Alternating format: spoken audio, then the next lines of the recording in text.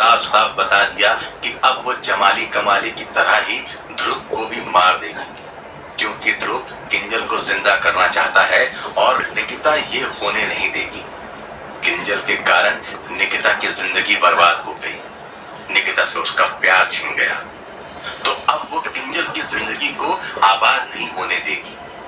इतना कहते हुए निकिता ध्रुव की ओर दौड़ी और उसने ध्रुव का गला पकड़ लिया। ध्रुव ऐसे हमले के लिए बिल्कुल तैयार नहीं था, लेकिन तभी अचानक से निकिता के भीतर में रह रही किंजल की आत्मा ने निकिता के हाथों को खींचना शुरू कर दिया और ध्रुव से कहा, भाग जाओ, बचाओ अपने आप को, निकलो यहाँ से, मुझसे जितना भी होगा तुम्हारी मदद करूंगी। ध्रुव समझ गया कि किंजल की आत्मा ध्रुव को भगाने में मदद कर रही है, क्योंकि ध्रुव निकिता के घर पर किंजल की मदद करने के लिए आया है।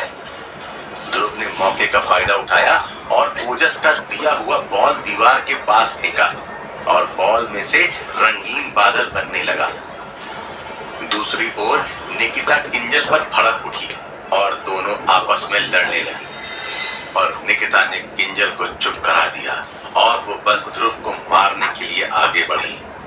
निकिता ने एक बड़ा सा ग्लास अपने हाथ में उठाया और वो ध्रुव के माथे पर मारने ही वाली थी कि तभी एक कुल्हाड़ी खिड़की से उड़ती हुई भीतर आई और उसने उस बड़े से कांच को तोड़ दिया। कांच के 50,000 टुकड़े हो गए और उसके साथ ही निकिता ने और भयानक रूप धर लिया। एक तो कमरे में हरी लाइट थी और अब उसमें लाल आंखों वाली निकिता चिल्ला उठी, किसने ये हिम्मत की, जरा मेरे सामने तो आए। तभी खिड़की से कूदकर ओजस निकिता के सामने आ पहुंचा। ओजस को देखकर ध्रुव में भी हिम्मत आ गई। निकिता समझ गई कि अब उसे ध्रुव और ओजस दोनों का मुकाबला करना है, तो कुछ तो चालाकी से लड़ना होगा। निकिता ने मकड़ी का रूप धर लिया। वो दीवार पर चढ़ गई और वहां से ओजस और ध्रुव पर जाले डालने लगी। वो जाले कोई आम जाले नहीं थे, जहर भरे जाले थे। इसलिए अगर ध्रुव और ओजस उन जालों में फंस जाते तो उन दोनों की जहर के कारण मौत हो सकती है, पर ये नहीं हो रहा था। ध्रुव और ओजस निकिता के जहरीले जालों का बराबर जवाब दे रहे थे। इस कारण निकिता दुगनी भड़क उठी और सीलिंग से जंप लगाकर ध्रुव की पीठ पर चढ़ गई और उसने जोर से ध्रुव के कंधे को काट लिया। ध्रुव ने देखा निकिता के दांत एक जानवर के दांत की तरह लंबे और शार्प थे। ध्रुव जोर से चिल्लाया, पर तब तक तो काफी देर हो चुकी थी। निकिता ने अपना काम कर दिखाया था। तभी ओजस ने अपना सिद्ध चाकू निकाला और निकिता के माथे के बीचों बीच दे मारा।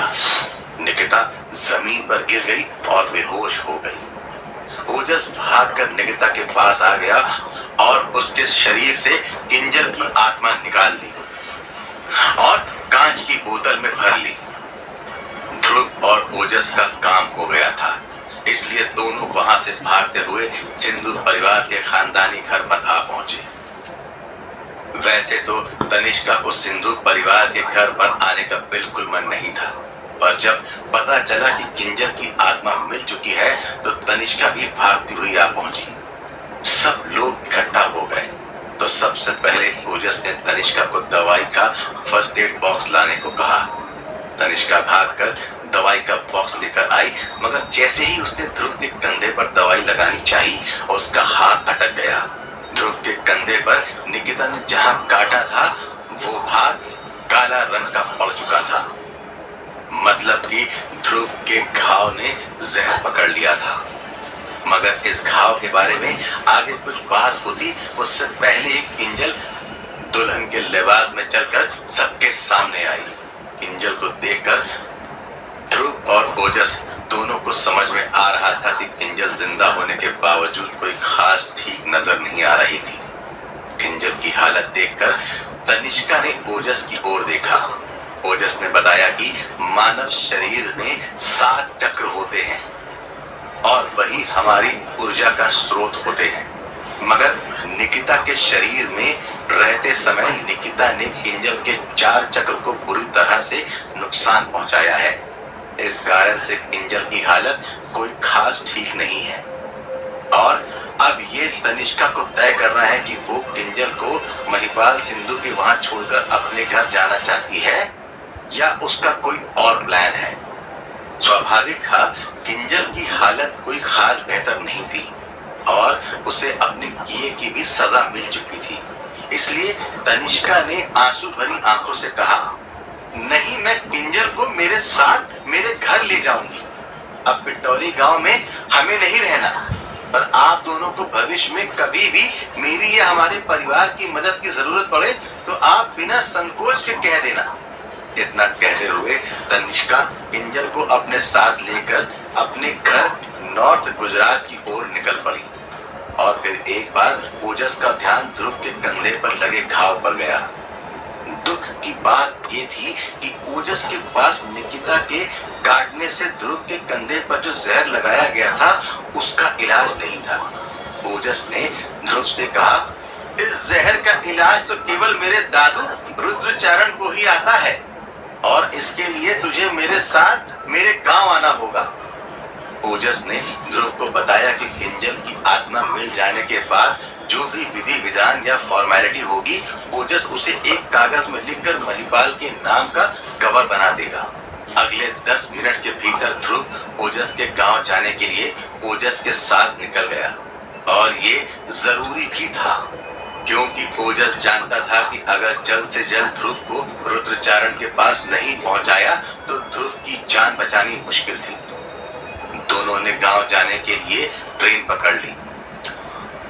जिस डिब्बे में ध्रुव और ओजस बैठे थे उस पूरे डिब्बे में ध्रुव और ओजस के अलावा और कोई नहीं था।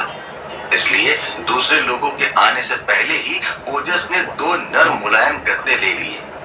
एक ध्रुव को दिया और एक खुद लेकर सो गया। मगर निकिता के काटने के कारण ध्रुव को ठीक से नींद नहीं आ रही थी। वो ट्रेन की खिड़की से बाहर देखे जा रहा था। भागते हुए पेड़ पौधे, घर मकान, जानवर, गांव, खेत सब दिखे। तभी अचानक से उसका ध्यान एक तालाब पर गया। बिल्कुल चौरंगा के यम तालाब जैसा ही वो तालाब था और एक लड़की ने ध्रुव की ओर देखा और फिर तालाब में छलांग लगाई। पानी छपाक से हुआ, ट्रेन के आगे निकल गई और दूसरे ही पल ध्रुव को लगा कि कुछ पानी की बूंदें उस पर आकर गिरी और उसी के साथ पता नहीं कहां से पर ट्रेन की बोगी का तापमान ठंडा हो चला और हवा की लहर ने ध्रुव के शरीर में आग सी लगा दी। ध्रुव समझ गया ये कोई मामूली हवा नहीं थी। ध्रुव ने अपनी आंखें बंद कर दी। उसकी कमर के नीचे 2 दाग बने हुए थे। उसने गर्मी पकड़ ली और कंधे पर जो निकिता ने काटा हुआ था वहां दर्द बढ़ने लगा। तभी ध्रुव को लगा 2 हाथ ध्रुव के शरीर को छुए जा रहे हैं। साथ में चूड़ियों की खनखन भी सुनाई दे रही है। ध्रुव को लगा कि वो इस टच को पहचानता है। तभी ध्रुव ने देखा एक लड़की ध्रुव की छाती पर अपना सर रखकर ध्रुव को देखे जा रही थी। लड़की ने ध्रुव के गालों के साथ खेलते हुए ध्रुव से कहा,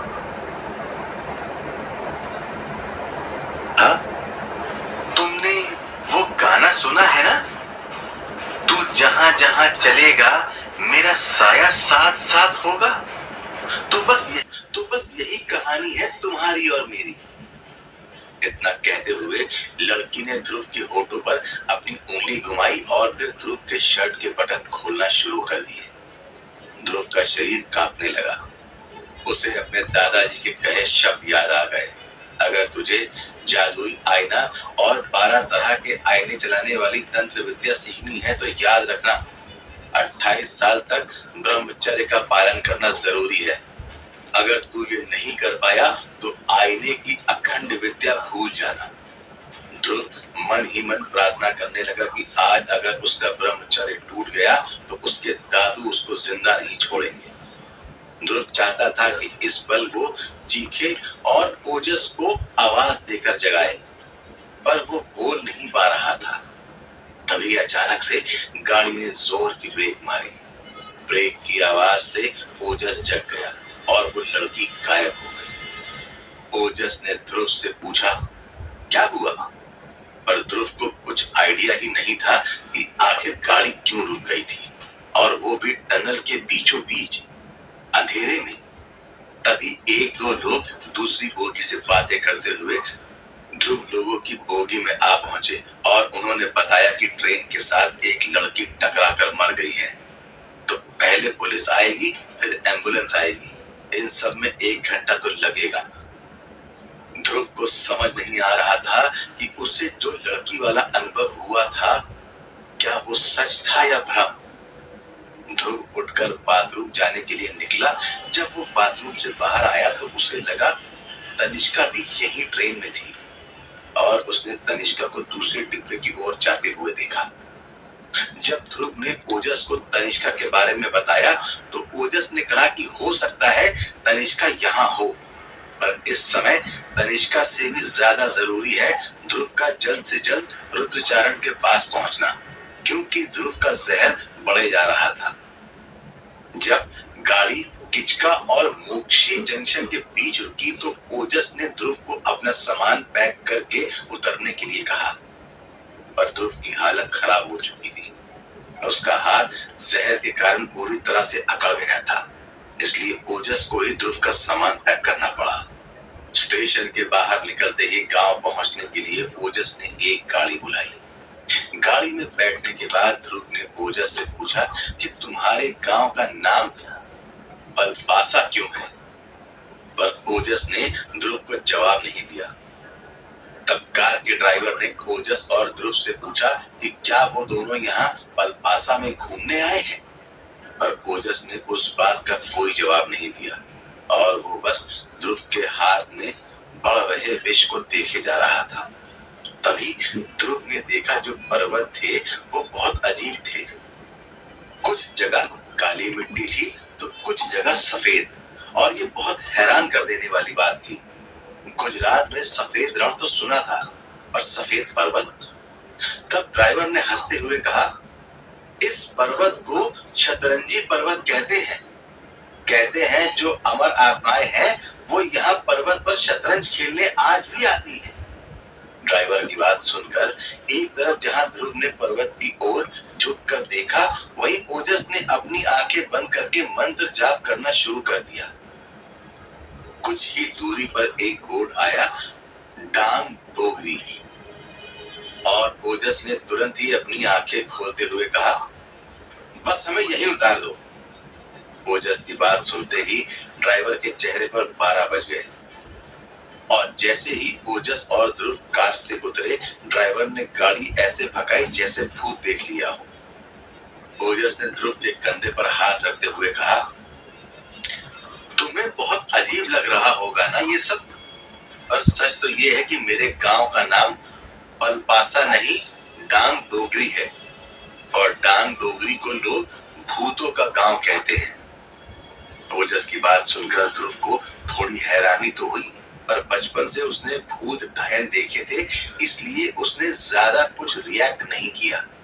पर जब ध्रुव ने ओजस का घर देखा तो उसकी आंखें फटी की फटी रह गईं। ओजस का घर महल जितना बड़ा था। ध्रुव को याद आ गया, जब ओजस को लेने उसके दादाजी चौरंगा गांव आए थे, तब भी वो अपने साथ 5-6 गाड़ियां लेकर आए थे। ओजस ने जैसे ही अपने घर में कदम रखा, एक मध्यम उम्र की महिला भागती हुई आई और उसने ओजस की नजर उतारते हुए कहा, 6 महीने बाद आए हो, अपनी कंचन चाची को भूल तो नहीं गए? ओजस ने हंसते हुए कहा, बिल्कुल नहीं, ना मैं आपको भूला हूँ और ना ही आपके हाथ के बने हांडवे को। बस कंचन चाची हांडवे बनाने चली गई, और ओजस ध्रुव को अपने साथ अपने दादाजी यानी रुद्रचारण के पास ले आया। ध्रुव ने देखा कि रुद्रचारण के कमरे में ढेर सी शीशियां थीं और वहां लिखा था, छूना मना है। तभी रुद्रचारण ने ओजस को डांटते हुए कहा, मैंने तुम्हें कितनी बार कहा है किसी को भी अपने साथ यहाँ मेरे कमरे में मत लाया करो।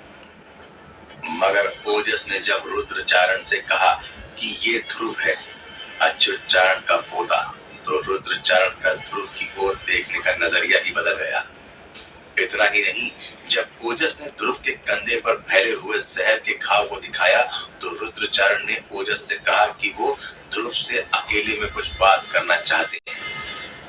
अब ये बात क्या हो सकती है, जानने के लिए सुनते रहिए। और स्त्री, तू कल आना।